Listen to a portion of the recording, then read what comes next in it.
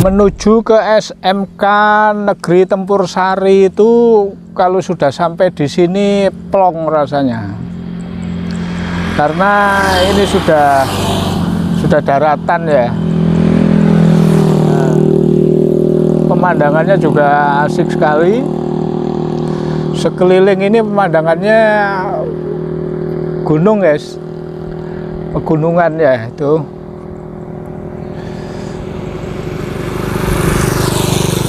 Jadi Tempur Sari itu memang wilayahnya dikelilingi oleh gunung, dan ini luar biasa pemandangannya. Dan Cak Syukur selalu singgah sebentar di tempat ini ya, untuk melepaskan penat ya. Matanya jelas juga pedas ya. Selain itu juga tenaganya, karena tunggangan Cak Syukur dari wilayah kota Lumajang menuju ke SMK Tempur Sari itu kuda katana ini guys. Ya, ini yang selalu mengawani Cak Syukur ke Tempur Sari ya. Dan agenda hari ini Cak Syukur di SMK Tempur Sari terkait dengan persiapan uji kompetensi keahlian atau UKK. Seperti yang Cak Syukur sudah jelaskan di video sebelumnya ya, bahwa di SMK itu ada uji kompetensi keahlian atau UKK. Dan UKK itu ada 3 pola guys, ada 3 model yang bisa dipilih salah satu oleh SMK, yaitu model dunia usaha atau asosiasi, yang kedua adalah model LSP, dan yang ketiga adalah model mandiri.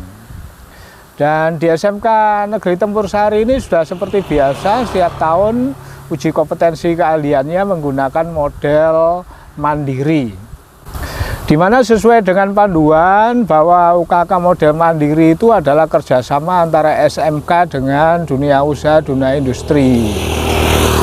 Nah, di mana peran dunia usaha industrinya di sana adalah sebagai penguji atau asesor eksternalnya guys.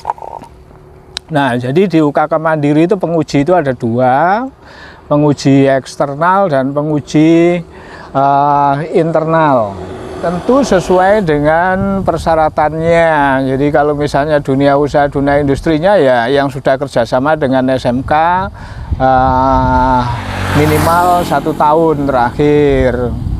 Kemudian bagi pengujinya yang berasal dari dunia usaha, dunia industri, ya harus memiliki pendidikan, berlatar belakang pendidikan sesuai dengan bidang pekerjaannya.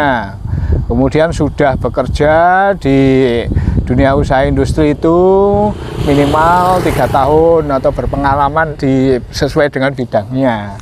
Dan tak lupa ditugaskan oleh dunia usaha, dunia industrinya guys. Nah, begitu. Kemudian untuk penguji internalnya ya guru sesuai dengan bidang keahlian atau konsentrasi keahlian yang melaksanakan uji kompetensi keahlian. Kemudian telah mengajar minim selama 3 tahun, dan kemudian asesor tentunya ya ini diupayakan begitu. Dan berikutnya tahapannya adalah ketika uji kompetensi keahliannya menggunakan model mandiri, maka yang dilakukan oleh Dinas Pendidikan adalah memverifikasi tempat uji kompetensinya atau TUK-nya. Nah, memverifikasi ini yang dimaksudkan adalah untuk memastikan kesiapan TUK-nya guys ya. TUK itu ya sesuai dengan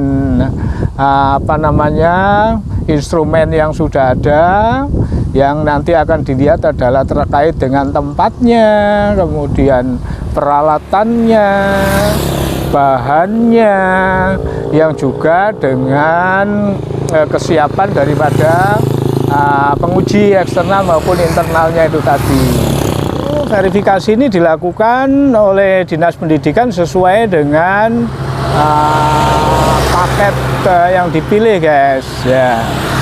Jadi paket soal yang dipilih oleh sekolah, dan paket soal itu untuk uji model mandiri ini segala instrumennya disiapkan oleh Direktorat SMK, artinya oleh pemerintah.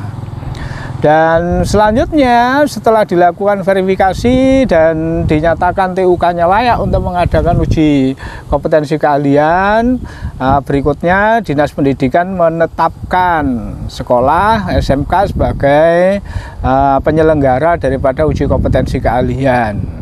Nah, setelah itu baru kemudian pelaksanaan, guys, ya. Nah, pelaksanaannya juga tentu mengacu kepada instrumen yang dipilih tadi, paket-paket soal yang dipilih tadi, guys. Tetapi di dalam konsep model mandiri ini, satuan pendidikan bersama dengan dunia usaha, dunia industri dapat mengembangkan soal, ya, ke level yang lebih tinggi atau minimal sama. Jadi artinya asesor yang terdiri dari internal dan eksternal tadi bisa bekerja sama untuk mengembangkan soalnya, mengubah soalnya.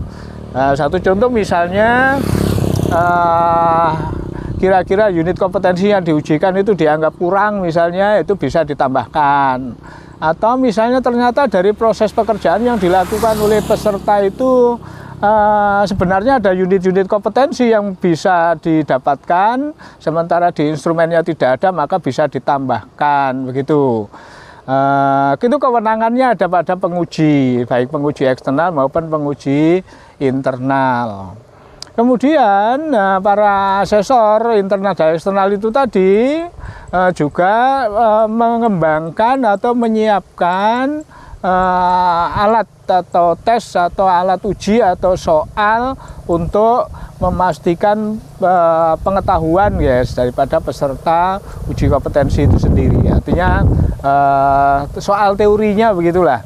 Dan ini juga bermacam-macam, ada yang di instrumen itu sudah ada, yang sudah disiapkan oleh direktorat, tetapi ada juga yang di instrumen itu hanya berupa kisi-kisi, ya, hanya berupa capaiannya, dan kemudian asesor mengembangkan soalnya. Dan pelaksanaan daripada uji pengetahuan ini itu bisa dilakukan secara lisan atau secara tertulis, baik di waktu tersendiri dengan uji keahliannya yang secara keterampilan tadi, atau jadi bersamaan. Sekaligus di dalam proses pelaksanaan uji kompetensi keahlian itu ada proses interview di sana untuk menguji pengetahuan daripada para peserta, itu juga bisa dilakukan.